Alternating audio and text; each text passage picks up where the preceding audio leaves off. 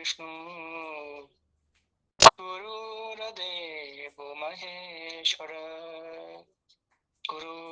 साक्षात् परं ब्रह्म तस्मै श्री गुरवे नमः। ध्यानमूलं गुरुर्मूर्तिः पूजामूलं गुरुपदं मन्त्रमूलं गुरुर्वाक्यं मोक्षमूलं गुरुकृपा। अज्ञानतिमिरान्धस्य ज्ञानाञ्जनशलाकया चक्षुरुन्मीलितं येन तस्मै श्रीगुरवे नमः। ॐ शान्ति शान्ति शान्तिः। ꯑꯍꯥꯟꯕꯃꯛꯇꯗ ꯃꯌꯥꯝ ꯄꯨꯝꯅꯃꯛꯄꯨ ꯈꯨꯔꯨꯝꯖꯔꯤ꯫ ꯃꯃꯥꯡꯗ ꯑꯩꯈꯣꯏ ꯅꯩꯅꯈꯤꯕꯗꯨꯒꯤ ꯃꯈꯥ ꯇꯥꯅ ꯑꯃꯨꯛ ꯆꯠꯊꯈꯤꯁꯤ꯫ ꯃꯈꯥ ꯇꯥꯅ ꯍꯥꯏꯕꯗꯤ ꯃꯃꯥꯡ ꯑꯩꯈꯣꯏꯅ ꯍꯧꯈꯤꯕꯗꯣ ꯑꯣꯝ ꯄꯨꯔꯅꯃꯗ ꯄꯨꯔꯅꯃꯤꯗꯝ ꯁꯤꯗꯒꯤ ꯍꯧꯈꯤꯕꯅꯤ, ꯑꯗꯨ ꯍꯧꯖꯤꯛꯐꯥꯎ ꯑꯗꯨꯒꯤ ꯋꯥꯔꯣꯏꯁꯤꯟ ꯑꯃ ꯇꯥꯗ꯭ꯔꯤ꯫ ꯑꯗꯨꯅ ꯃꯌꯥꯝ ꯑꯗꯨꯒꯤ ꯃꯈꯥ ꯇꯥꯃꯤꯟꯅꯁꯤ꯫ ꯍꯧꯖꯤꯛꯐꯥꯎꯗ ꯅꯩꯅꯈꯤꯕꯗꯣ ꯑꯅꯧꯕ ꯌꯥꯎꯕꯁꯨ ꯃꯌꯥꯝ ꯌꯥꯎꯔꯝꯃꯅꯤ꯫ ꯑꯗꯨꯅ ꯑꯃꯨꯛꯇꯪꯒ ꯍꯟꯅ ꯁꯝꯂꯞꯅ ꯈꯟꯅꯃꯤꯟꯅꯈꯤꯁꯤ꯫ ꯑꯍꯥꯟꯕꯗ ꯄꯨꯔꯅꯃꯗ ꯄꯨꯔꯅꯃꯤꯗꯝ ꯄꯨꯔꯅꯥꯠ ꯄꯨꯔꯅꯃꯨꯗꯆꯇꯦ ꯍꯥꯏꯕꯅꯤ ꯑꯍꯥꯟꯕ ꯂꯥꯏꯟꯗ꯫ ꯑꯗꯨꯅ ꯄꯨꯔꯅꯝ ꯍꯥꯏꯕꯅꯤ ꯋꯥꯍꯩꯗꯤ, ꯑꯗꯨꯒ ꯁꯟꯙꯤꯗꯒꯤ ꯄꯨꯟꯅ ꯇꯤꯟꯁꯤꯟꯈ꯭ꯔꯒ ꯄꯨꯔꯅꯃꯗ ꯍꯥꯏꯕ꯫ ꯄꯨꯔꯅꯝ ꯍꯥꯏꯔꯒꯅ ꯃꯄꯨꯡ ꯐꯥꯕ, ꯃꯥ ꯃꯣꯁꯦ ꯍꯥꯁꯟꯇꯅꯤ, ꯃꯥ ꯍꯥꯏꯅꯁꯨ ꯍꯥꯏ, ꯃꯣ ꯍꯥꯏꯅꯁꯨ ꯍꯥꯏ꯫ ꯀꯅꯥꯒꯨꯝꯕ ꯈꯔꯅ ꯑꯩꯈꯣꯏ ꯕꯦꯡꯒꯣꯂꯤꯅ ꯑꯩꯈꯣꯏ ꯃꯅꯤꯄꯨꯔꯗ ꯂꯥꯏꯔꯤꯛ ꯇꯝꯕꯤꯕꯁꯦ ꯏꯅꯛ ꯅꯛꯄꯅꯤꯅ ꯑꯩꯈꯣꯏ ꯕꯪꯒꯥꯜꯗꯒꯤ ꯕꯦꯡꯒꯣꯂꯤ ꯃꯌꯥꯝ ꯂꯥꯛꯑꯒ ꯇꯝꯕꯤꯈꯤꯕꯅꯤ꯫ ꯑꯗꯨꯅ ꯕꯦꯡꯒꯣꯂꯤꯗꯗꯤ ꯀꯣ ꯈꯣ ꯒꯣ ꯘꯣ ꯉꯣ ꯍꯥꯏꯔꯒ ꯃꯣꯏꯗꯤ ꯄꯥꯏ꯫ ꯑꯗꯨꯅ ꯑꯩꯈꯣꯏ ꯃꯅꯤꯄꯨꯔꯗꯁꯨ ꯀꯣ ꯈꯣ ꯒꯣ ꯘꯣ ꯉꯣ ꯍꯥꯏ꯫ ꯑꯗꯨ ꯀꯔꯤꯒꯨꯝꯕ ꯃꯐꯝ ꯈꯔꯗꯗꯤ ꯀ ꯈ ꯒ ꯘ ꯉ ꯍꯥꯏꯅꯁꯨ ꯍꯥꯏ꯫ ꯑꯗꯨ ꯀꯩꯁꯨ ꯀꯥꯏꯗꯦ, ꯀ ꯈ ꯒ ꯘ ꯉ ꯍꯥꯏꯔꯁꯨ ꯀꯣ ꯈꯣ ꯒꯣ ꯘꯣ ꯉꯣ ꯍꯥꯏꯔꯁꯨ ꯑꯃꯠꯇꯅꯤ, ꯆꯞ ꯃꯥꯟꯅꯩ, ꯃꯌꯦꯛꯇꯤ ꯆꯞ ꯃꯥꯟꯅꯩ꯫ ꯑꯗꯨ ꯑꯩꯈꯣꯏ ꯃꯅꯤꯄꯨꯔꯤꯗꯗꯤ ꯀ ꯏꯕꯁꯦ ꯀꯣꯅ ꯄꯥꯗꯦ, ꯕꯦꯡꯒꯣꯂꯤꯗꯗꯤ ꯀ ꯏꯕꯁꯦ ꯀꯣꯅ ꯄꯥꯏ꯫ ꯀ ꯃ ꯂ ꯏꯔꯅꯤ, ꯀꯣ ꯃꯣ ꯂꯣ, ꯑꯗꯨꯒ ꯃꯣꯏ ꯄꯥꯀꯥꯟꯗꯗꯤ ꯀꯣꯃꯣꯜ ꯑꯅ ꯄꯥꯏ꯫ ꯑꯩꯈꯣꯏ ꯃꯅꯤꯄꯨꯔꯤꯗꯗꯤ ꯁꯨꯃꯥꯏꯅꯗꯤ ꯄꯥꯗꯦ꯫ ꯀꯣꯃꯣꯜ ꯍꯥꯏꯒꯨꯝꯕ ꯀꯣꯂꯣꯝ ꯍꯥꯏꯒꯨꯝꯕ ꯁꯤ ꯕꯦꯡꯒꯣꯂꯤꯗꯩ ꯂꯥꯛꯑꯒ ꯑꯗꯨꯗꯒꯤ ꯀꯣ ꯂꯣ ꯃꯣ ꯁꯨꯃꯥꯏꯅ ꯍꯥꯏꯈꯤꯕꯅꯤ꯫ ꯑꯁꯦꯡꯕ ꯃꯅꯤꯄꯨꯔꯤꯒꯤ ꯄꯥꯕ ꯁꯪꯁꯀ꯭ꯔꯤꯠꯀꯤ ꯄꯥꯕꯗꯗꯤ ꯁꯦ ꯀꯣ ꯈꯣ ꯒꯣ ꯘꯣ ꯉꯣꯅ ꯍꯥꯏꯗꯦ꯫ ꯁꯪꯁꯀ꯭ꯔꯤꯠꯇꯁꯨ ꯀ ꯈ ꯒ ꯘ ꯉ ꯍꯥꯏꯗꯅ ꯍꯥꯏ꯫ ꯑꯗꯨꯅ ꯁꯤꯅ ꯈꯣꯟꯊꯣꯛꯀꯤ ꯋꯥꯅꯤ, ꯁꯤ ꯊꯝꯃꯝꯃꯁꯤ꯫ ꯍꯌꯦꯡ ꯀꯣꯟꯅ ꯒ꯭ꯔꯥꯃꯥꯔ, ꯀꯅꯥꯒꯨꯝꯕ ꯊꯋꯥꯏ ꯌꯥꯎꯕ ꯀꯥꯡꯕꯨꯅ ꯒ꯭ꯔꯥꯃꯥꯔ ꯅꯩꯅꯕ ꯃꯇꯝꯗ ꯃꯈꯥ ꯇꯥꯅ ꯑꯃꯨꯛ ꯁꯤꯗꯤ ꯐꯖꯅ ꯅꯩꯅꯔꯁꯤ꯫ ꯑꯗꯨꯅ ꯄꯨꯔꯅꯝ ꯃꯄꯨꯡ ꯐꯥꯕ, ꯄꯨꯔꯅꯝꯒꯤ ꯑꯔꯊꯗꯤ ꯃꯄꯨꯡ ꯐꯥꯕ꯫ ꯑꯗꯨꯅ ꯃꯅꯤꯄꯨꯔꯤꯗꯁꯨ ꯇꯣꯝꯕ ꯍꯥꯏꯔꯒ ꯇꯣꯝꯕꯅ, ꯇꯣꯝꯕꯒꯤ, ꯇꯣꯝꯕꯗꯒꯤ, ꯇꯣꯝꯕꯒꯤꯗꯃꯛ ꯍꯥꯏꯗꯅ ꯃꯌꯥꯝ ꯂꯥꯛꯏ꯫ ꯅ ꯕꯨ ꯗꯅ ꯗꯃꯛꯇꯒꯤ ꯒꯤꯗ ꯍꯥꯏꯅ ꯇꯥꯏ꯫ ꯑꯗꯨꯃꯥꯏꯅ ꯁꯪꯁꯀ꯭ꯔꯤꯠꯇꯁꯨ ꯇꯥꯏ ꯁꯤ ꯄꯨꯔꯅꯝ ꯍꯥꯏꯕꯁꯦ꯫ ꯑꯗꯩ ꯄꯨꯔꯅꯥꯠ ꯍꯥꯏꯔꯦ, ꯄꯨꯔꯅꯁ꯭ꯌ ꯍꯥꯏ ꯃꯌꯥꯝꯁꯦ ꯃꯁꯛ ꯍꯣꯡꯉꯛꯄꯒꯤꯅꯤ꯫ ꯄꯨꯔꯅꯝ ꯃꯄꯨꯡ ꯐꯥꯏ ꯀꯅꯥ? ꯑꯥꯗ ꯂꯩꯕꯗꯣ ꯏꯁꯣꯔ, ꯑꯥꯗ ꯂꯩꯕꯗꯤ ꯂꯥꯞꯅ ꯂꯩꯕꯗꯤ ꯏꯁꯣꯔ, ꯏꯁꯣꯔ ꯄꯔꯃꯥत्माꯁꯦ ꯃꯄꯨꯡ ꯐꯥꯏ ꯍꯥꯏꯕ꯫ ꯄꯨꯔꯅꯝ ꯏꯗꯝ ꯑꯅꯤꯁꯨꯕ ꯋꯥꯍꯩꯅ ꯄꯨꯔꯅꯝ ꯏꯗꯝ꯫ ꯏꯗꯝ ꯍꯥꯏꯔꯒꯗꯤ ꯁꯤ ꯂꯩꯔꯤꯁꯦ, ꯍꯥꯏꯗꯤ ꯑꯩꯈꯣꯏ ꯄꯨꯝꯅꯃꯛ ꯖꯤꯕ ꯁꯤꯁꯦ ꯏꯗꯝ ꯑꯁꯦ ꯃꯄꯨꯡ ꯐꯥꯏ, ꯖꯒꯠꯁꯤꯁꯨ ꯌꯥꯎꯔꯅꯤ꯫ ꯄꯨꯔꯅꯥꯠ ꯃꯄꯨꯡ ꯐꯥꯕꯗꯒꯤ, ꯑꯥꯠ ꯍꯥꯏꯔꯒꯗꯤ ꯑꯥꯠ ꯇꯥꯔꯒꯗꯤ ꯀ꯭ꯔꯤꯁꯅꯥꯠ, ꯀ꯭ꯔꯤꯁꯅꯗꯒꯤ ꯒ꯭ꯔꯥꯃꯥꯠ, ꯒ꯭ꯔꯥꯝꯗꯒꯤ ꯈꯨꯡꯒꯪꯗꯒꯤ ꯁꯨꯃꯥꯏꯅ ꯍꯥꯏꯔꯅꯤ꯫ ꯑꯗꯨꯅ ꯄꯨꯔꯅꯥꯠ ꯍꯥꯏꯔꯒꯗꯤ ꯃꯄꯨꯡ ꯐꯥꯕꯗꯒꯤ, ꯄꯨꯔꯅꯝ ꯃꯁꯤꯒꯤ ꯃꯄꯨꯡ ꯐꯥꯕꯁꯤ ꯎꯗꯆꯇꯦ꯫ ꯑꯗꯨꯅ ꯄꯨꯔꯅꯃꯨꯗꯆꯇꯦ ꯇꯤꯟꯁꯤꯜꯂꯒ ꯄꯨꯔꯅꯃꯨꯗꯆꯇꯦ ꯍꯥꯏꯔꯅꯤ꯫ ꯃꯁꯤꯒꯤ ꯃꯄꯨꯡ ꯐꯥꯕꯁꯦ ꯑꯥꯗ ꯂꯩꯕ ꯃꯄꯨꯡ ꯐꯥꯕꯗꯣ ꯑꯗꯨꯗꯩ ꯂꯥꯛꯄꯅꯤ ꯍꯥꯏꯕ, ꯍꯧꯔꯛꯄꯅꯦꯕ꯫ ꯄꯨꯔꯅꯁ꯭ꯌ ꯃꯄꯨꯡ ꯐꯥꯕꯗꯨꯒꯤ, ꯄꯨꯔꯅꯝ ꯑꯥꯗꯥꯌ ꯂꯧꯊꯣꯛꯈ꯭ꯔꯕꯁꯨ ꯄꯨꯔꯅꯝ ꯃꯄꯨꯡ ꯐꯥꯕꯁꯦ, ꯁꯤꯒꯤ ꯃꯄꯨꯡ ꯐꯥꯕꯁꯦ ꯑꯥꯗ ꯂꯩꯕ ꯏꯁꯣꯔꯒꯤ ꯃꯄꯨꯡ ꯐꯥꯕꯗꯣ ꯑꯗꯨꯗꯩ ꯂꯧꯊꯣꯛꯈ꯭ꯔꯕꯁꯨ ꯄꯨꯔꯅꯝ ꯃꯄꯨꯡ ꯐꯥꯕ ꯑꯦꯕ ꯂꯦꯝꯅꯃꯛ ꯑꯕꯁꯤꯁꯇꯦ ꯂꯩꯍꯧꯏ ꯍꯥꯏꯕ꯫ ꯄꯨꯔꯅꯁ꯭ꯌ ꯃꯄꯨꯡ ꯐꯥꯕꯗꯣ ꯑꯗꯨꯒꯤ, ꯄꯨꯔꯅꯝ ꯃꯄꯨꯡ ꯐꯥꯕꯗꯣ ꯑꯗꯨꯝ ꯑꯦꯕ ꯑꯗꯨꯃꯛ ꯑꯕꯁꯤꯁꯇꯦ ꯂꯩꯍꯧꯏ ꯍꯥꯏꯕ꯫ ꯄꯣꯠ ꯑꯃ ꯂꯩꯔꯝꯕꯗꯒꯤ ꯄꯣꯠ ꯑꯃ ꯂꯧꯊꯣꯛꯈꯤꯕ ꯍꯥꯏꯁꯦ ꯍꯥꯡꯍꯧꯔꯅꯤ, ꯅꯠꯇ꯭ꯔꯒꯅ ꯏꯁꯤꯡ ꯕꯥꯜꯇꯤꯟ ꯑꯃ ꯂꯩꯔꯦ ꯍꯥꯏꯔꯁꯤ ꯏꯁꯤꯡ ꯕꯥꯜꯇꯤꯟꯗꯨꯗꯒꯤ ꯇꯦꯡꯀꯣꯠ ꯑꯃ ꯀꯟꯊꯣꯛꯈ꯭ꯔꯒꯗꯤ ꯇꯦꯡꯀꯣꯠ ꯑꯃꯗꯤ ꯍꯟꯊꯔꯅꯤ. ꯑꯗꯨ ꯁꯪꯁꯥꯔꯗꯗꯤ ꯑꯩꯈꯣꯏꯅ ꯍꯦꯛ ꯎꯕꯗ ꯂꯩꯔꯤꯕ ꯄꯣꯠꯇꯣ ꯑꯗꯨꯗꯒꯤ ꯂꯧꯊꯣꯛꯈ꯭ꯔꯒꯗꯤ ꯍꯟꯊꯔꯛꯏ. ꯑꯅꯤꯃꯛ ꯃꯄꯨꯡ ꯐꯥꯕ ꯑꯣꯏꯗꯦ. ꯍꯥꯟꯅ ꯂꯩꯔꯝꯕꯗꯨꯁꯨ ꯃꯄꯨꯡ ꯐꯥꯕ ꯑꯣꯏꯗꯦ, ꯑꯗꯨꯒ ꯀꯣꯟꯅ ꯂꯧꯊꯣꯔꯛꯏꯗꯣ ꯑꯗꯨꯁꯨ ꯃꯄꯨꯡ ꯐꯥꯔꯣꯏ. ꯀꯩꯒꯤꯅꯣꯗꯤ ꯈꯔ ꯑꯃꯗꯤ ꯂꯩꯍꯧꯔꯕꯅꯤꯅ. ꯑꯗꯨꯒ ꯑꯩꯈꯣꯏꯅ ꯏꯔꯥꯏ ꯂꯥꯏꯅ ꯈꯪꯕꯗꯁꯨ उदाहरण खुदम लई. खुदम ओइना मई हायसी कैंडल हायसी मोमबत्ती अम थाले नत्रगा पोदोन अम थाले. पोदोन अमदगी पोदोन लिसिंग अम चमगेरा लाख अम चमगेरा मसिंग थीब ngमदना चंब मतमदा मई हाना लेहौरिबा पोदोन की मई दो हंददे. हाना लेहौरिबा हाना चाक हौरिबा कैंडल की मई दो मदुगी nganbagi chang sabagi chang amabu hंददे. ꯑꯗꯨꯃꯥꯏꯅ ꯇꯧꯗꯅ ꯏꯁꯣꯔ ꯍꯥꯏꯁꯦ ꯃꯄꯨꯡ ꯐꯥꯏ. ꯑꯗꯨꯒ ꯖꯒꯠ ꯑꯩꯈꯣꯏ ꯖꯒꯠ ꯄꯨꯝꯅꯃꯛꯁꯦ ꯖꯤꯕ ꯑꯩꯈꯣꯏ ꯄꯨꯝꯅꯃꯛꯁꯨ ꯌꯥꯎꯅ ꯃꯁꯤꯁꯨ ꯃꯄꯨꯡ ꯐꯥꯏ ꯍꯥꯏꯕꯅꯤ. ꯑꯗꯣ ꯏꯁꯣꯔ ꯃꯄꯨꯡ ꯐꯥꯕꯗꯤ ꯑꯩꯈꯣꯏ ꯃꯌꯥꯝꯁꯦ ꯁꯤ ꯃꯄꯨꯡ ꯐꯥꯕꯁꯦ ꯑꯃꯨꯛ ꯂꯧꯊꯣꯛꯔꯦ. ꯑꯗꯣ ꯑꯩꯈꯣꯏ ꯃꯄꯨꯡ ꯐꯥꯕ ꯃꯌꯥꯝꯁꯦ ꯂꯧꯊꯣꯔꯒꯁꯨ ꯏꯁꯣꯔꯒꯤ ꯍꯥꯟꯅ ꯃꯄꯨꯡ ꯐꯥꯕꯗꯣ ꯑꯗꯨ ꯑꯗꯨꯝ ꯂꯦꯡꯗꯅ ꯂꯩꯍꯧꯏ ꯍꯥꯏꯕꯅꯤ ꯁꯤꯒꯤ ꯃꯟꯇ꯭ꯔꯁꯤꯗ ꯍꯥꯏꯔꯤꯁꯦ. ꯑꯗꯣ ꯑꯩꯈꯣꯏ ꯍꯥꯟꯅ ꯅꯩꯅꯈꯤꯕꯗ ꯑꯩꯈꯣꯏ ꯈꯨꯗꯤꯡꯃꯛꯁꯦ ꯃꯄꯨꯡ ꯐꯥꯏ ꯍꯥꯏꯌꯦ, ꯀꯔꯤꯒꯨꯝꯕ ꯑꯋꯥꯠꯄ ꯑꯃꯨꯛ ꯂꯩꯇꯦ, ꯏꯁꯣꯔꯃꯛꯅꯤ ꯍꯥꯏꯕꯅꯤ. ꯑꯗꯣ ꯀꯃꯥꯏꯅ ꯏꯁꯣꯔ ꯑꯣꯏꯈꯤꯗꯒꯦ ꯍꯥꯏꯕꯁꯦ ꯑꯩꯈꯣꯏ एजुकेशन शिक्षाꯗ ꯁꯣꯏꯈꯔꯦ. ꯑꯩꯈꯣꯏꯕꯨ ꯇꯥꯛꯄꯤ ꯇꯝꯕꯤꯕꯗ ꯍꯦꯛ ꯄꯣꯛꯄꯗꯒꯤꯅ ꯆꯍꯤ 5 ꯐꯥꯎꯒꯤ ꯃꯔꯛꯁꯦ ꯁꯤꯗꯩꯗ एजुकेशनꯗꯤ ꯂꯣꯏꯈꯔꯦ. स्कूल कॉलेज यूनिवर्सिटी तौरीसीदी पॉलिशिंग की वानी. पॉलिश तौरगा काप थारगा खुंगुप्तो मदुगी मेटेरियल मनुंग सारा खुंगुप्तु सारेबा सवुंदो मागी क्वालिटी हिंगलोय. सुमनगी खरा लंगबा याय. अदुगा मनुंगदा लेरिबा हाना साग्रबा अदुगी सवुंदुदगी सेमग्रबनी. अदुदना मदुदी होंबा लेररोय. चही 5 फौगी मतमसिदा अगांग सेमबसिदा लोयरे. अखोई खुदिंगमकी पुनिंग अफबो ओइरो फत्तबो ओइरो साउनिंगबा साउगुनबा मीबो ओइरो नत्रगना ब्रेन जाम थौबो ओइरो सिगिजे चही 5 दा लोय सेम लोयरे. मतुंगदा अखोइनी स्कूल कॉलेज चली मयामसिदी सुमनगी पैसा तानबा यारनबगी चटपै वानी. अदुना लमचत सेमदोकबदी सुक्षेम सेमदोररोय. मपान थंगदा खरा खरा पॉलिश तौबई वानी, काप थाबई वानी. मपान थंगदा काप थाबदनदी पूरा कैरेक्टर दी होंबा यादे, ngamde. अदुना अहानबदा इहा अगांगसिंगदा लेबसे अनौ अनौबा पोतसिंगजे खंगनिंगबगी लांगतंगनबा अम लई. अगांगसिंगदा अगांग खुदिंगमक्ता चही 5 फौगी मरुओइना लोन खरगा थोरकपा चही कनागुमना अगांगसिंगना खरा ngana हेक थोकपसु यावी, कनागुमना खरा थेंगना थोकपसु यावी. चौराना चही 2-3 साइदगी सिदगी अगांगसिंगजे वाहंग याम हंगबनी. वाहंग हंगी मयामसे अखोइना अदु फजना पाखुम पी ngamgidaba adudagini. पाखुम पीबा ngamba ngamdabadudi लाइगरे. अदुदुगा फुबु फुबिरिनी अगांगनेना बगंग हंगिहेना. अदुसदा सोइगिबनी. अदुना ngасina mapana hayengna mamana adi makhurana mabungna machena adi mayambana mayamduna fu mathang chaibire fajana pakhumsu pidre. adagidi angangi manungda anau anauba khangningbagi langtangnabado as aina hangbase hek thengnaruba mi mayamse loinama ambau ningthina khumbide. अदनदी हंगरोइदा ना अदगी हंगिद्रे. अनौबा खंगनिंगबगी लांगतंगनबदो अदई मांगिबनी. अदो हेक सोगिबा मयामसे कनाना कनगमगेबु गुरुना लोय कनगमे. गुरुना लोय सेमदोंगमे. ओइथोक्तबु ओइथोहनबा ngambase गुरुनी. अतई अमबु ईश्वर अमसुंग गुरु ओइथोक्तबु पुनमसे ओइथोहनबा ngambagi शक्ति गुरुदा लई. अदना अखोई हेक सोगिबा मयामसे लोयनमा गुरुदा चंगजरबा सेदा अमना गुरु थाजबा चंगी, अनिसुदना गुरुना हाइबदो तौबा चंगी. अदुरगदी अखोइना पुंसीदा हेक अवाटपा मयाम अखोइना ngамgidaba सोइगिबा मयामसे लोइना मकोखरदो अदो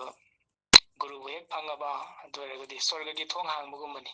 थोंगाकपनी गुरुदेव गुरुना. अदना थोंगाकपना चंगंद्रगदी अखोइ मनुंगदा कमाइ चंगनी. अदना गुरु फंगबा अददी लोइना मु यारनी. लोइना मासोय मैम से लोई सेंदोक यानी आई सागी बोयरो अंगांग सिंगी बोयरो खुदिमक से अदुननी गुरु ब्रह्मा गुरु विष्णु गुरु देव महेश्वर है से गुरुदी ब्रह्मानी विष्णुनी महेश्वरनी भगवान शिव महादेव अदुगा परब्रह्मा परमात्मा मसामक्तो अदुमगनी हैदना हाइसे अदुननी ईश्वर का गुरु गमतनी अदु ईश्वर दी फंगबा याम वाई कदाई लेबनो खंगदे कमाई तबनो खंगदे याम तारे खोइना उदिसु उदे अदुगा सखंगसु खंगदे कदाई लेबनो हाइबा अदु गुरु दी मीनी अखोई मरक्ता लेबनी अदुना मागी कृपा फंगबा मंगोंदगी ज्ञान अखोइना लौबा अदुदी याम लाइना थोए अदुना गुरु के ईश्वर का अनिमक से समान लाबा अदु शास्त्र दा हाय गुरु हान खुरुमदौनी ईश्वर कोन खुरुमो हाय अदुना गुरु की महत्व सी ममांग द खरा नैनगरे अदे मो अखोइना साधना तौबजे कमाइना तौगतगे हायबु मी अमममजे अखोइ खुदिमक्ता याम हंदरगा अवांगबा अखोइ खुदिमक्से ईश्वरनी तौबंगंबा लोइनमक ओमनीपोटेंट ओमनीसेंट ओमनीप्रेजेंट हाय अखोइ जिजु मफम खुदिमक्ता लैनी अखोइ जिजु मफम खुदिमक तौंगमी लोइ खंगिनी अखोइ मनुंग यावरिनी दि शक्ति तो लोइ खंबंगंबा शक्ति लोइनमक तौबंगंबा खुदिमक आइना लोइ ngंबा दि शक्ति दु यावरिनी मनुंगदा अदुदी याम वांगरे हयेंग साधना तौरकांदा सांगना मतुंगदा कोना खंगकदौनी अदु नतबदा इनेम नेमना समाज की नैनरगजु मी खुदिमक्से स्टेदा टैलेंट अमम बिथोरे माई मागी अदु कनागुम खरदना टैलेंट अनि होम बिथोरबसु यावे अदुगा बिथोरेबा टैलेंट सिदा कमाय बिथोरकेबु हौजिकी आइगे अइंगोंदा बिथोरेबा टैलेंट दुदा पृथ्वीदा लैरिबा मी खुदिमक्से अदुना आइबु कनागुमतना माइथिबा पिबा ngमरोइदो टॉपता वर्ल्ड टॉपता सेमकपने कोइ खुदिमक्से आई टैलेंट अदुना अखोइ हौइ पिकना लेहरिजे अमना अनौ अनौबा खंगनिंगबगी लांतंगनबा अदु संस्कृत सिदा हायरगना मुमुक्षुत्व हायदि ईश्वरबु फंगनिंगबगी अपामबा ईश्वर की फंगनिंगबगी अपामदु नेमधरगा समाजदा अनौ अनौबा ज्ञान फिजिक्स बोइरो केमिस्ट्री बोइरो जूलॉजी बोइरो साइंस बोइरो संगीत इसै बोइरो खंगनिंगबगी अपामबा लैबा मयामसे अंगांग ओइने थेदेखरे अदुदना खोइजे पंगगा लेरे अनौ अनौबा गीता पाबु बोइरो करिगुम तंबबु हाइबु बोइरो खरा लुसलकान एकदो उइरे तल्ले वारे रितुए सी मयामसे अंगांग ओइदा सोइगिबगिनी अदु सी सोइगिबजे अमुक हंगलनगे हायरगदि टैलेंट आई इसा की प्रतिभा हिंदी दि प्रतिभा हायरे गुण अममम बिथोरे एंगोंदा हाइबु गुणदो करिगुम कोइना खंगबा अदुदै तम्मबा अदुदै प्रैक्टिस तौरबा ट्रेनिंग तौरबा अदुरगदि अमुक हन्ना खोइ मांगिबा अनौ अनौ खंगनिंगबगी लांतंगनबदो अमुक हन्ना यकाय हनबा ngमगनी अदा टैलेंट की खुतांगदगी अखोइ साधना तौबसु याय ईश्वर फंगननबा अदुना साइंटिस्ट मयाम हेक ओइगरबा साइंटिस्ट मयाम से माई टैलेंट द चखिबगिनी अदु याम नुंगाइबु उदाहरण खुदम लई चूजी थुम्मी चूना कैदोंगैदसु आई थुम्बसी नुंगाइतेदा सिबु याममदि नुंगाइदोना द सिलममदि नुंगाइनीनी अना कैदोंगैदसु खंदे कैनोदि मोइदि थवाई पानबा नतबनिना पुनिंग लेते अदुननी अदुबु अखोइ ओइना खल्लजी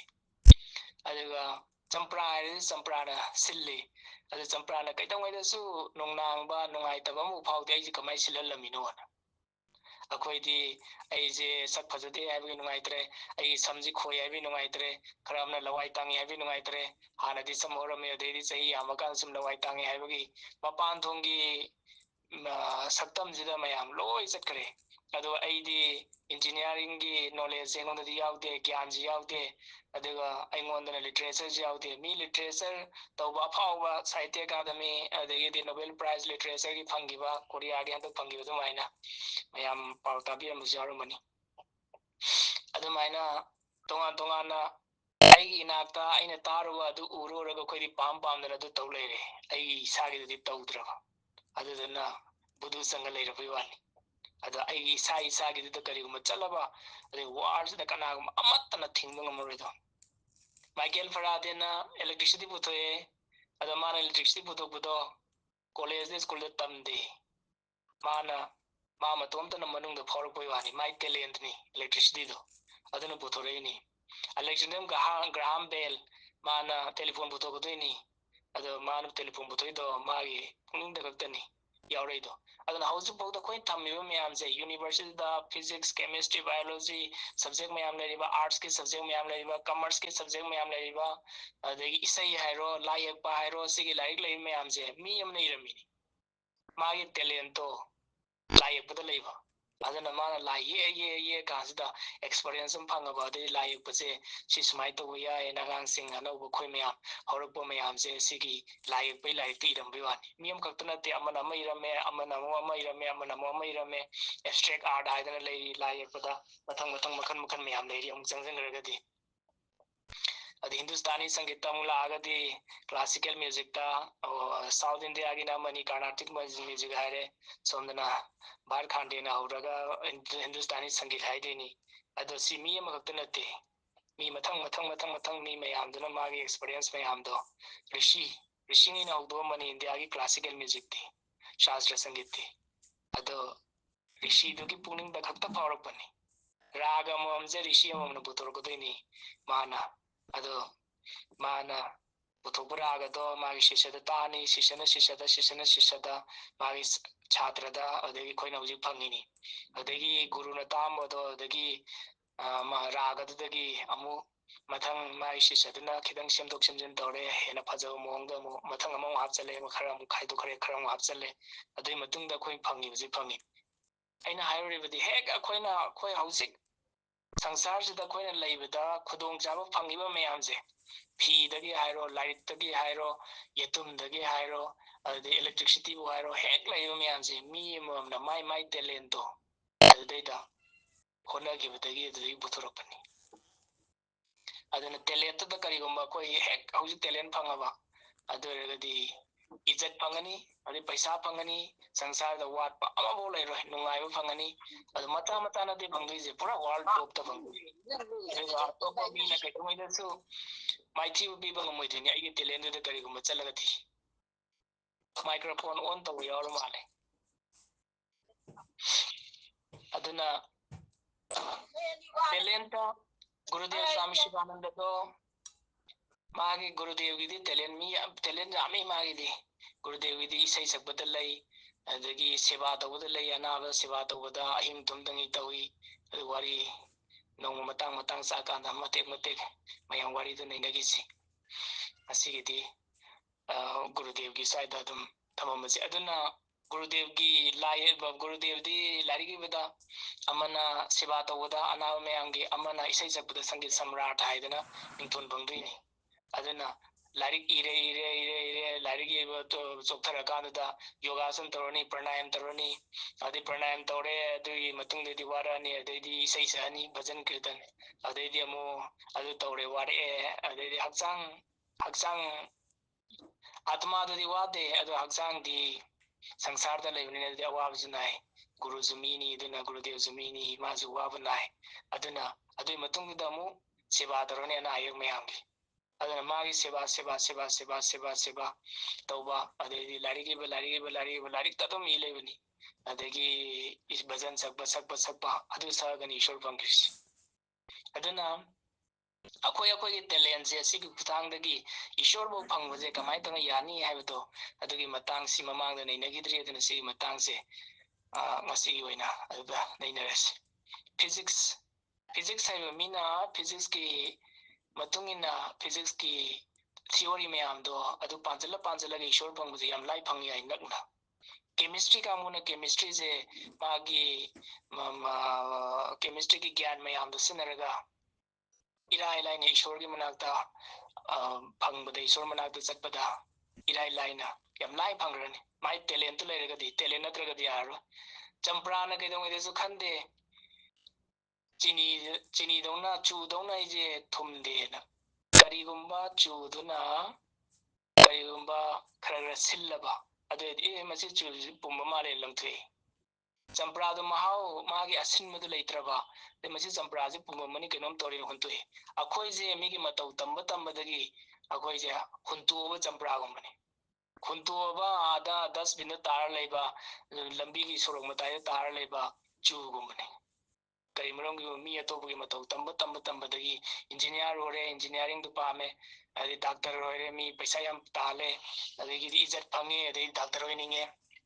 ꯂꯥꯏ ꯌꯦꯛꯄ ꯎꯔꯦ, ꯂꯥꯏ ꯌꯦꯛꯅꯤꯡꯉꯦ,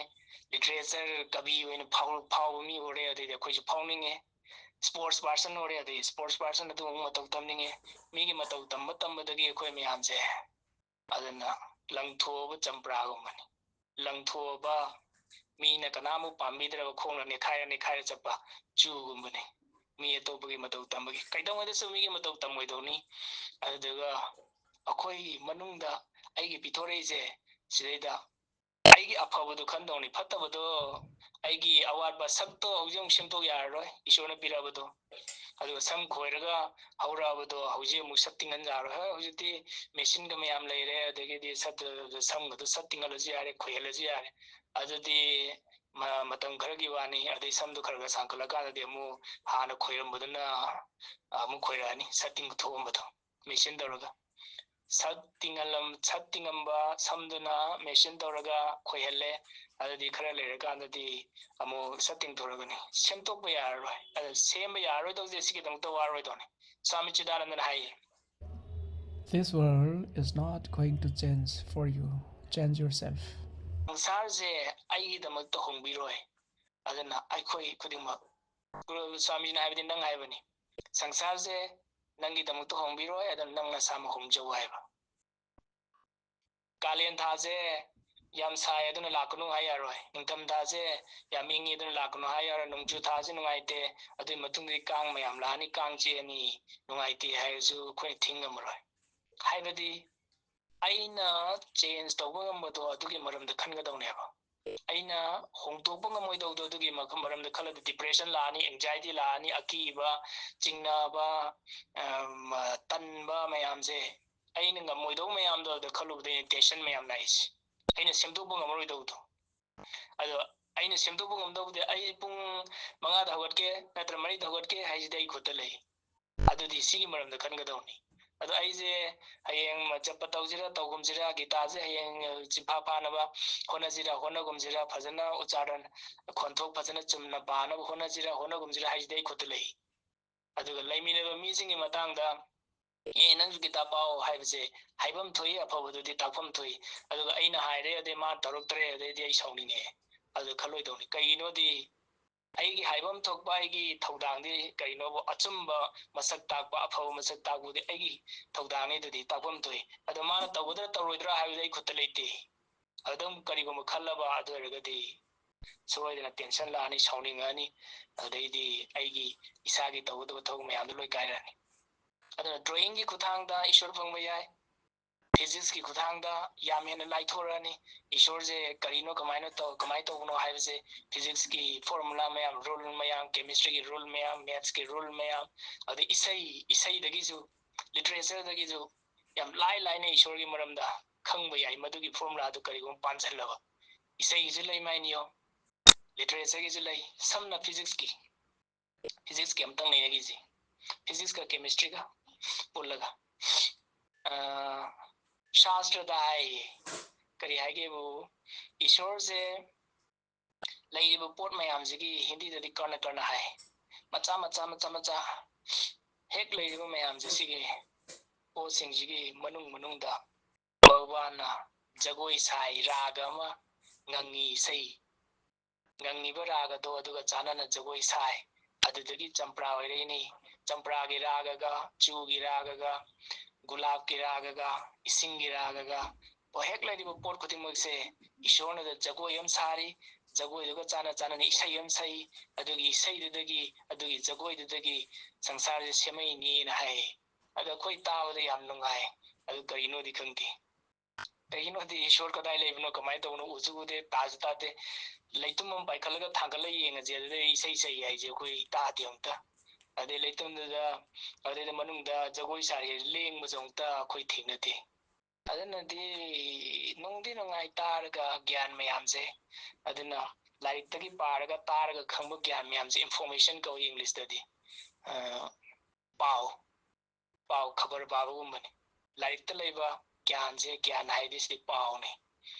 इंजीनियरिंग की लाइक तो पारगा पोत सेमगमोय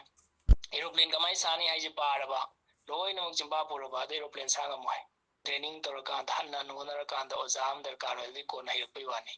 adudi hanana right brothers machimnao na uthomdana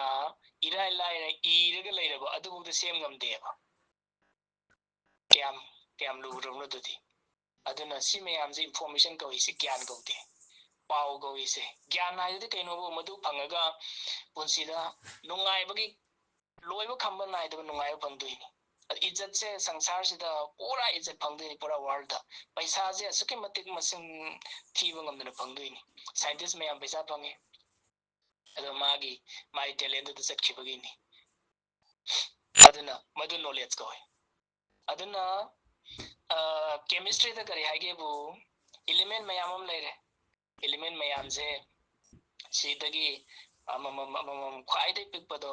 atom है एटोम दगी मखा मखा मथंग मथंग थुगाइबे यारी एटोम दगी दी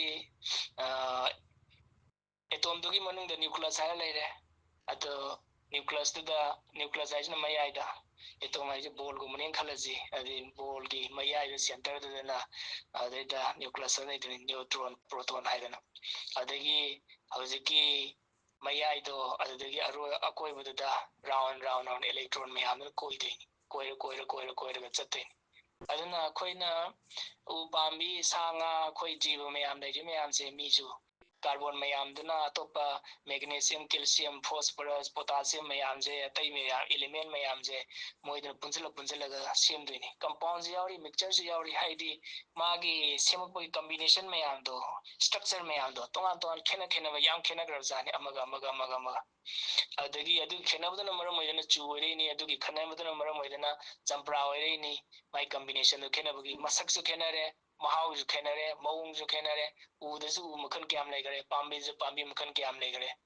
मयामदो मागी ताइसनबदो अमगा पुंजनबदो अद खेनारबगिनी अददी अखोइ मयामसे सिदा एटोम से हेक्ट मिलन बिलन दा लाख दा मयाम जे पुल्ल मचा मयाम दो पुल्ल सेमदोइनी हौजिकी एटोम अमंगी मनुंगदा ऑक्सीजन ओरगना मा कार्बन ओरगना मा इलेक्ट्रॉन मसिंग द मानदे दसो कनागुमने इलेक्ट्रॉन अमखक लैबा अनी खक लैबा अहुम खक लैबा तरा लैबा कुन लैबा दमाई तोंगाले अददी इलेक्ट्रॉन अमखक लैबा एटोम अमदुगा अदे इलेक्ट्रॉन मरी लैबा अमदुगा पुंजले खलसी सिगी कॉम्बिनेशन तो तोंगालनी अदे अमन इलेक्ट्रॉन कुन लेबदुगा इलेक्ट्रॉन मंगा लेबदुगा पुंजले खलसी अदुदी मागी कनबा हौजिकी पोतो सामत खुदम नुंग हायरजे नुंगदी यम कल्ली अदुगा डायमंड मोइन कनगरे अदे लैबाक्ती सिदे मुइ थोथोले सिगे माई इलेक्ट्रॉन मसिंग अदे मा कमाय तरका पुंजनगी हाइदो अदुगी मखा पोलकदोइनी एटोम दो करम एटोम पुलिनो करम एलिमेंट पुलिनो मिक्सचर रा अदगी से कंपाउंड ला हाइबदो दि मखा पोना लाकदोइनी सेमुक थममसे अमम कॉम्बिनेशन दो याम खेनब लेग्रेबा अदुदी फिजिक्स तम करी हागेबु करीगुम पोट अम लेंगबा पोट अम हेक्ता अदु एरगदी खोंजेल थोकनी हाइरेबा पोट अम लेंगगदी सोय खोंजेल थोनेबा केमिस्ट्री द करी हाइरे एटॉम जिगी मनुंगदा इलेक्ट्रॉन लेंग लेरे हाइरे अदुदी इलेक्ट्रॉन खुदम होइना फिजिक्स किदो तेंकोरम लेमा तागरे खोंजेल थोइ चेंगना अदु खोंजेल थोइदो टेको तो पाइरो मतमदा लेंगा लेरमनी टेंको तो वाइब्रेशन अदुना इराइलाइना हेक लेरिबा संसार सिदा पोट खुदिंगमक्से सिबु लेंगबा अदु साउंड थोनी हाइजे फिजिक्स दगी लेंगबा अदुदी हेक लेरिबा पोट मयाम से सादोइसे एलिमेंट मयाम से कॉम्बिनेशन तौरगा एटोम मयाम ने सादोइनी अदि असाइगी एटोम दो मखन खेनबा मयामनी इलेक्ट्रॉन मसिंग जो मानते अनी का होंग पुलें खलो मंगा का तरा का पुलें खलो कुन का कुंत्रा का पुलें खलो अम कक्त नते दो मकन मयाम कॉम्बिनेशन दो मसिंग थिंगम दना यामना कॉम्प्लेक्स याम चमम न मोंग दनी पुंजली दो सारै दो अदुगा पोर मोंगी सारप मतमदि मदुगी दो सेम कॉम्बिनेशन सेम स्टाइल मागी पुंजिन बगी मोंग दो चमाना देनी अदु चंपरा की मोंग दुगा अदगी चू की मोंग दुगा अनि दो मानरोय अदुदी अमु अनि इलेक्ट्रॉन अनि यावदो इलेक्ट्रॉन अनि चटपजे मागी खोंजेल दुगा इलेक्ट्रॉन अमकक चपदुगा अदु खोंजेल मानरोय मी अमा खोंग चखिबजिगा मी अनि खोंग चखिबदुगा अदुगी खोंजेल अनि दु मानरोय ꯊꯣꯔꯛꯀꯥꯟꯗ ꯑꯗꯨꯗꯤ ꯏꯂꯦꯛꯇ꯭ꯔꯣꯟꯁꯦ 3 ꯌꯥꯎꯕꯁꯨ ꯌꯥꯎꯔꯤ 10 ꯌꯥꯎꯕꯁꯨ ꯌꯥꯎꯔꯤ 30 ꯌꯥꯎꯕꯁꯨ ꯌꯥꯎꯔꯤ ꯑꯗꯨꯒꯤ इलेक्ट्रॉन 10 दुगा 10 दुगा कॉम्बिनेशन हाइरो 2 गा 5 गा कॉम्बिनेशन हाइरो पुंचले हाइरो नत अदुमाय तौदना चंप्रा के मनुंग लेबा कॉम्बिनेशन दो अदुगी इलेक्ट्रॉन मसिंग दो मानते है इलेक्ट्रॉन मसिंग मानदम अदु खरा अमना ओइ दु कुम ओइ रोम दा उंगमनी खरा अमना येलो दो को उंगम याय खरा अमना अनि अनि इलेक्ट्रॉन नि लेबदन मपान थंगम याय खरा अमना अनि दुना मयाय दो थंगम याय मागी कमाय तोरगा मधु पोड ममजे सेमैनो जीव मयाम से अदगी पांबी बुहारो पांबी बुहारो इसिंग बुहारो सी कमाय सेमैनो हाइजे अंगपबनी अदो इलेक्ट्रॉन दु मानदरबनिना खोंजे ददि मानररोयबदि अदुनी स्लेदा शास्त्र दा हाइजे पोट खुदिंगमगी मनुंगदा जीव पाम पुनमकी पांबी उचे वया पुनमसके मनुंगदा ईश्वरना जगोई साय हाइदि इलेक्ट्रॉन कोरिदुनी इलेक्ट्रॉन मयायदा लेबा न्यूक्लियस तो अदुगी अकोयबदा कोई कोई चलिदुनी अदगी अमु कोइना चलमनिना खोंजेल लंथोल ताबा खोंजेल दुदी ngасai combination दुगी सेम सेंगा पुंजलिबदो अदुगी मसक्तुगी मतुंगिना तोंगान तोंगान माय खोंजेल थोक ताबा अदुनी राग तोंगान तोंगालीना शास्त्र दाइजे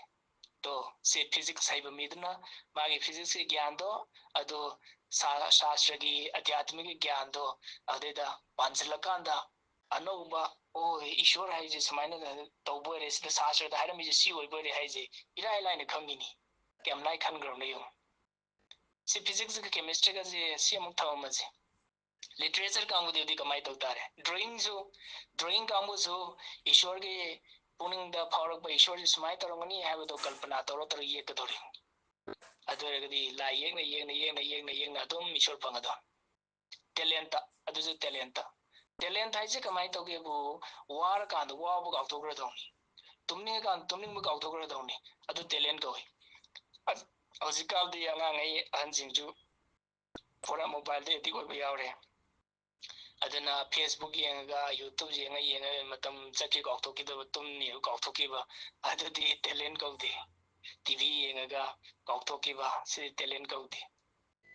सिदे मायादा जटकरे अदना यूट्यूब तसु अफब लई फेसबुक तसु अफब लई सत्संग अखोय हौजि तौरी समाय तौदना यूट्यूब ता सत्संग तौबगी वीडियो लई अदुगुम येंगबुदी फै कैसु कायदे अदुगा यामना हेना सिदा सिनबुदी अंगांसिंगदी हौजि गेम सानरगा खुबी नाबु यावरे नोंगामदे नुमिताव दुम गेम दा साना लेदना फेसबुक दा साना लेदना रील खरा वीडियो रिकॉर्डिंग तौर थांगतना अदना लाइक पानिंगदब फावरे अदे तैददी पुनिंग लोय वंथोगरे सिदी टैलेंट कौदे खंगदब परातो पाव मतमदा खंगजु खंगदब मैथ्स दा अखोई टैलेंट आइगी टैलेंट से मैथ्स दा लेरमे खलसी परादो कईदोंगैदसु ओजा ताकिद्रे अदुई चैप्टर दो अमुक्तसु ताकिद्रब अदुगी मैथ्स तो पाव मतमदा खंगजु खंगदबदो पाव मतम नुंगाइबम फावदोनेब तोकनिंगदबम फावदोनेब अदु टैलेंट कौय अदुनी खंगनिंगबगी लांगतुंगनब हाइसि सिबु खंगनिंगबगी लांगतुंगनब गौय अदो टैलेंट ददी हौजिसु फुम्मगा लैरिबनेब अतै अतै मयामददी अंगांग ओइदा सोइग्रबनिना मदुदी हौजि अमु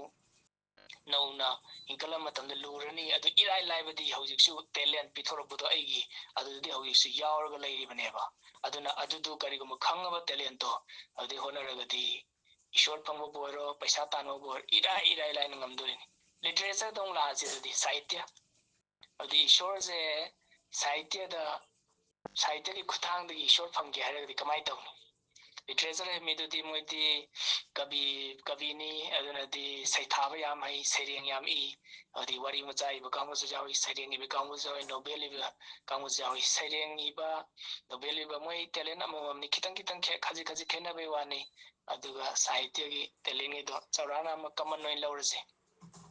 अदुना ईश्वर हाइजे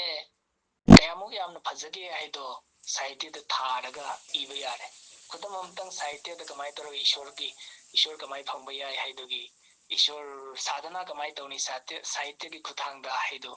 मुतंग हिनगिसे ईश्वर की भगवान कृष्ण बु हायरो राम बु हायरो मखुद से खुसा जिंगजे कमाई तो खोइदोंग तौदे खोइगिदी खुसा से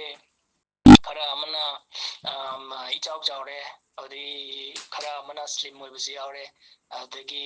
ꯃꯈꯣꯡ ꯑꯍꯧꯕꯗꯨꯒ ꯈꯨꯕꯥꯛꯂꯣꯝ ꯊꯪꯕꯗꯨꯒ ꯃꯇꯣꯟ ꯈꯨꯖꯤꯟꯂꯣꯝ ꯊꯪꯕꯁꯤꯒ ꯁꯛꯇꯤꯡꯅ ꯆꯞ ꯃꯥꯟꯅꯕꯁꯨ ꯌꯥꯎꯏ ꯑꯗꯒꯤ ꯇꯥꯡꯗꯨꯅ ꯑꯃꯨꯛ ꯆꯥꯎꯊꯣꯛꯑꯦ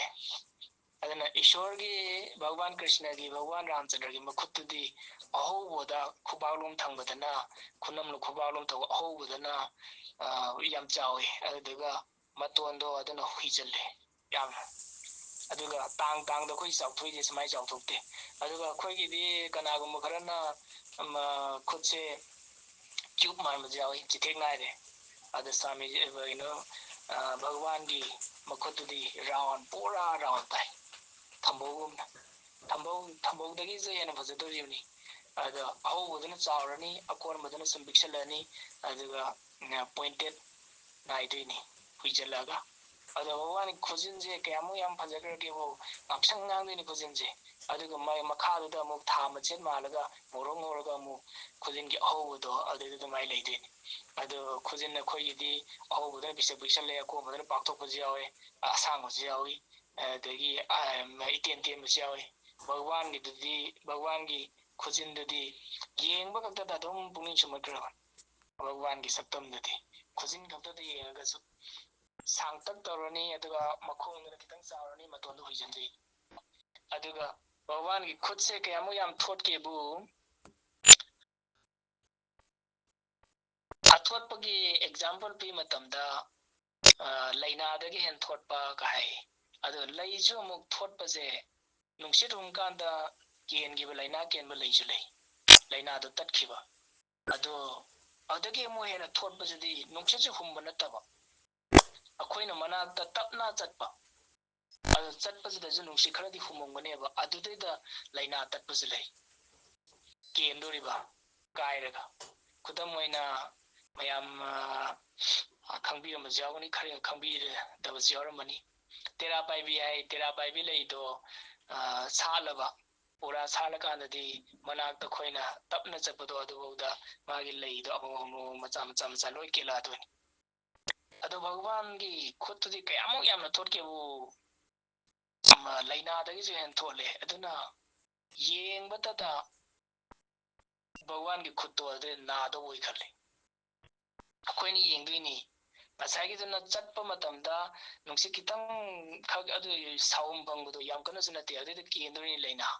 ꯑꯗꯨ ꯀꯌꯥꯃꯨꯛ ꯌꯥꯝ ꯊꯣꯠꯈ꯭ꯔꯦ ꯑꯗꯣ ꯑꯗꯨꯗꯒꯤ ꯍꯦꯟꯅ ꯚꯒꯋꯥꯟꯒꯤ ꯃꯈꯨꯠꯇꯨꯗꯤ ꯀꯌꯥꯃꯨꯛ ꯌꯥꯝꯅ ꯊꯣꯠꯈ꯭ꯔꯒꯦꯕꯨ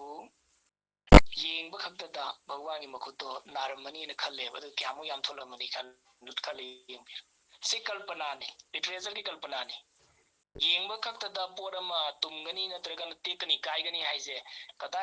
ꯀꯗꯥꯏꯗꯁꯨ ꯐꯪꯉꯣꯏ ꯑꯗꯣ ꯂꯤꯇꯔꯦꯆꯔꯒꯤ ꯀꯜꯄꯅꯥꯗ ꯀꯌꯥꯃꯨꯛ ꯌꯥꯝꯅ ꯀꯜꯄꯅꯥ ꯇꯧ ꯌꯥꯒꯦꯕꯨ ꯌꯦꯡꯕ ꯈꯛꯇꯗ ꯚꯒꯋꯥꯟꯒꯤ ꯃꯈꯨꯠꯇꯣ ꯑꯁꯨꯛꯀꯤ ꯃꯇꯤꯛ ꯌꯥꯝ ꯐꯖꯈ꯭ꯔꯦ ꯑꯁꯨꯛꯀꯤ ꯃꯇꯤꯛ ꯌꯥꯝ ꯊꯣꯠꯈ꯭ꯔꯦ ꯚꯒꯋꯥꯟꯒꯤ ꯃꯈꯨꯠꯇꯣ ꯁꯣꯛꯄꯕꯨ ꯅꯠꯇꯕ ꯌꯦꯡꯕ ꯈꯛꯇꯗ ꯅꯥꯗꯧ ꯃꯥꯜꯂꯤ ꯇꯣ ꯁꯤ ꯂꯤꯇꯔꯦꯆꯔꯗꯒꯤꯅꯤ ꯑꯗꯣ ꯏꯁꯩꯒꯤꯗꯤ ꯍꯧꯖꯤꯛ ꯏꯁꯩꯗꯒꯤꯁꯨ ꯏꯁꯩꯒꯤ ꯈꯨꯠꯊꯥꯡꯗꯒꯤꯁꯨ ꯁꯪꯒꯤꯠꯀꯤ ꯁꯥꯁꯇ꯭ꯔꯗꯒꯤ ꯁꯥꯁꯇ꯭ꯔ ꯁꯪꯒꯤꯠꯀꯤ ꯈꯨꯠꯊꯥꯡꯗꯒꯤꯁꯨ ꯏꯁꯣꯔ ꯐꯪꯕ ꯌꯥꯏ ꯑꯗꯨꯅ ꯁꯥ ꯔꯦ ꯒ ꯃꯥ ꯄꯥ ꯙ ꯅꯤ ꯍꯥꯏꯗꯅ ꯂꯩꯗꯣꯏꯅꯤ ꯇꯔꯦꯠ ꯑꯗ ꯁꯥꯒ ꯔꯦꯒꯒꯤ ꯃꯔꯛꯁꯤꯗ ꯔꯦꯗꯣ ꯑꯍꯨꯝ ꯂꯩꯗꯣꯏꯅꯤ ꯏꯟꯗꯤꯌꯥꯟ ꯀ꯭ꯂꯥꯁꯤꯀꯦꯜ ꯃ꯭ꯌꯨꯖꯤꯛꯇꯗꯤ ꯋꯦꯁꯇꯔꯟ ꯃ꯭ꯌꯨꯖꯤꯛꯇꯗꯤ ꯑꯃꯈꯛ ꯂꯩ ꯁꯥꯔꯦ ꯍꯥꯏꯔꯦ ꯁꯥꯔꯦ ꯃꯔꯛꯇꯅꯤ ꯁꯥꯔꯦ ꯑꯗꯨ ꯈꯛꯇ ꯇꯧꯕꯗ ꯑꯗꯨꯝ ꯚꯒꯋꯥꯟ ꯐꯪꯒꯗꯣꯏꯅꯤ ꯑꯗꯨꯅ ꯁꯤꯒꯤ ꯃꯇꯥꯡꯁꯤꯗꯗꯤ ꯀꯣꯟꯅ ꯑꯃꯨꯛ ꯅꯩꯅꯔꯁꯤ ꯏꯁꯣꯔ ꯐꯪꯕ ꯍꯥꯏꯁꯦ ꯑꯩꯈꯣꯏ ꯃꯄꯨꯡ ꯐꯥꯏ ꯍꯥꯏꯁꯦ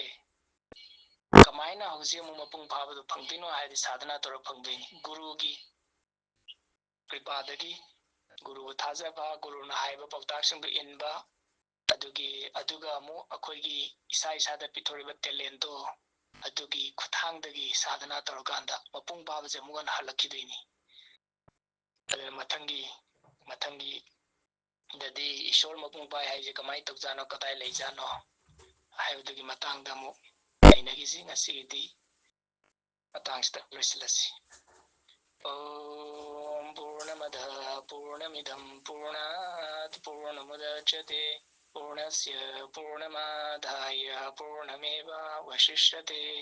ॐ शान्ति शान्ति शान्तिः सद्गुरुभगवान् की जय।